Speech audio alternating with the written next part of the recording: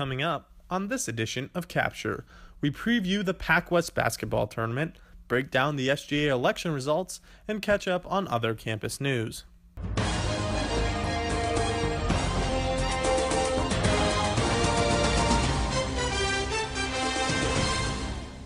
Hello and welcome to this edition of Capture. I'm Faith Vandervoort. And I'm Landon Troca. The bid for SGA president has advanced into a runoff election between Cole Mizell and Martha Hong.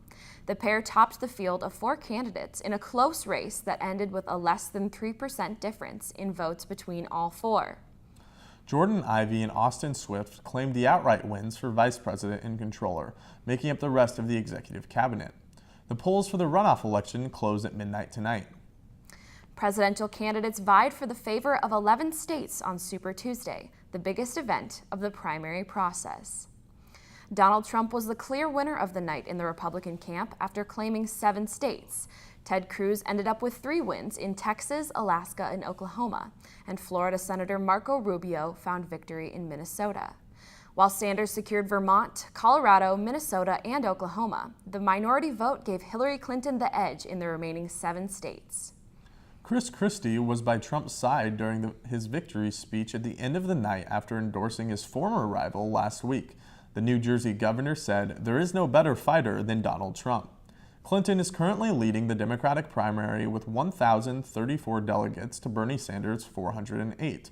Trump is at the top of the Republican primary with 316 delegates. In order to be the Republican nominee, he will need to secure 1,237 more delegates. The FBI is at a standstill with Apple after asking the company to unlock the phone of one of the San Bernardino shooters. CEO Tim Cook defended Apple's refusal, telling the Washington Post, "In the wrong hands, this software, which does not exist today, would have the potential to unlock any iPhone in someone's physical possession."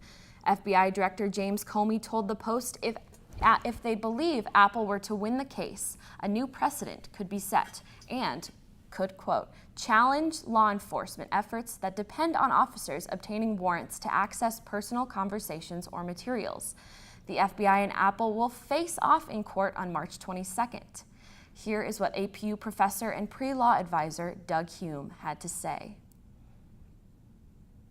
The government's request is based upon 2 lines from what was known as the Judiciary Act of 1789, which was passed right after the Constitution was ratified, and gives the government the right to ask Apple to do this and to even compel them to do it. It's not something that's been challenged very often, but it's just interesting they're using something that's 200 and some years old as their basis for saying, hey, Apple, you've got to do this. This case could potentially make its way to the Supreme Court.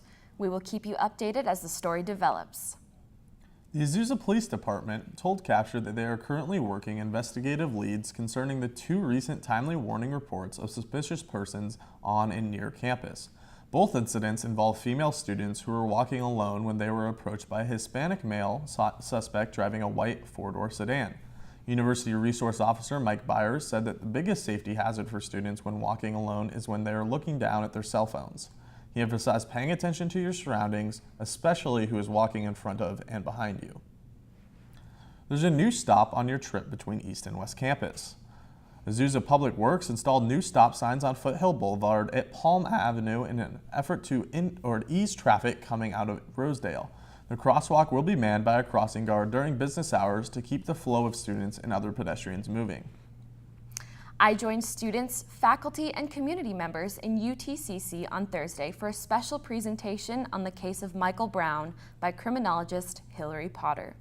Here's more from her forum, Hands Up, Don't Shoot. Criminologist Dr. Hillary Potter is currently a professor at University of Colorado Boulder. She has made it her recent mission to shed light onto the effect that cases similar to those of Trayvon Martin and Michael Brown have on the Black community.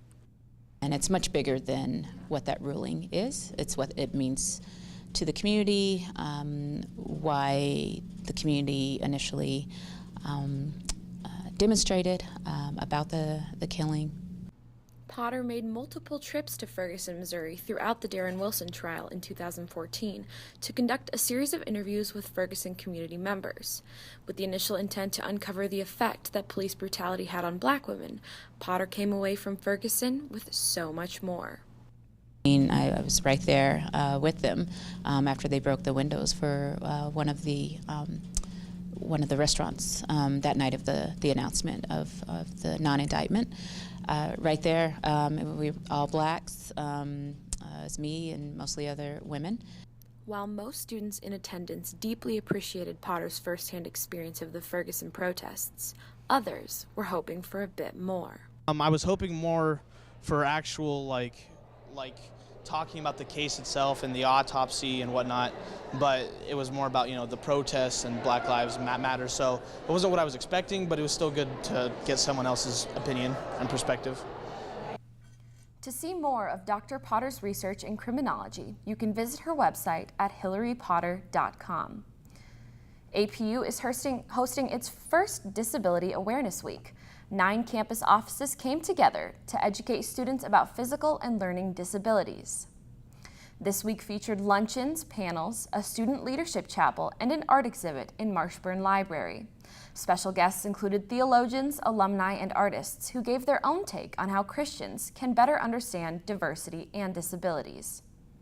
What I hope is that we have a broader awareness of disability, first for our students here at APU, and then what it means for the broader community. Because as we think about diversity, as we think about valuing people, as we think about what it means to really live out our Christian life, where do people with disabilities fit in, and how is awareness really going to help to impact their lives, hopefully for the better? Enactus is also stirring up new conversation on campus. The club has started a new bi-weekly meeting dubbed After Dark, where students are invited to discuss how they are called to engage in the sex industry. They had their first meeting Tuesday, where they introduced the topic and facilitated small group discussion. After Dark is a bi-weekly event that is discussion-based through what's called Project Cultivate, and we seek to create a culture of empowerment for men and women and children coming out of the sex industry. Students are encouraged to come join Enactus on March 15th for their next meeting. Men's and women's basketball claimed the regular season PacWest Conference titles with wins over Hawaii Hilo on Saturday, making them the top seeds heading into this weekend's PacWest Tournament.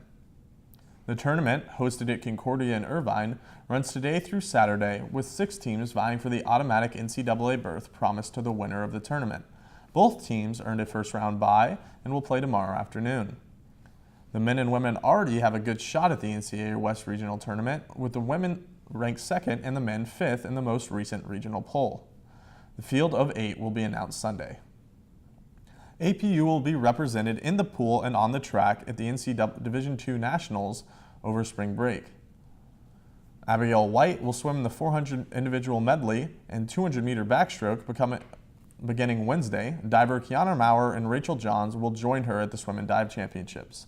At the Indoor Track and Field National Championships, Shaquille Chateau, Miles Pollard, Corey Reed, and David Booker will represent the men's team in the heptathlon and jumping events. Jumpers Sienna Booker and Daphne Chambers, along with thrower Amber Panapa, will also compete. The student body seized the opportunity to celebrate February 29th with a giant game of leapfrog. The chain stretched from the Cougar Dome all the way down the walk. A video of the event became popular on campus when it was posted on the Overheard Facebook page at APU. That is all we have for this edition of Capture. Be sure to like our page on Facebook and follow us on Twitter and Instagram at APU Capture. We'll see you next time.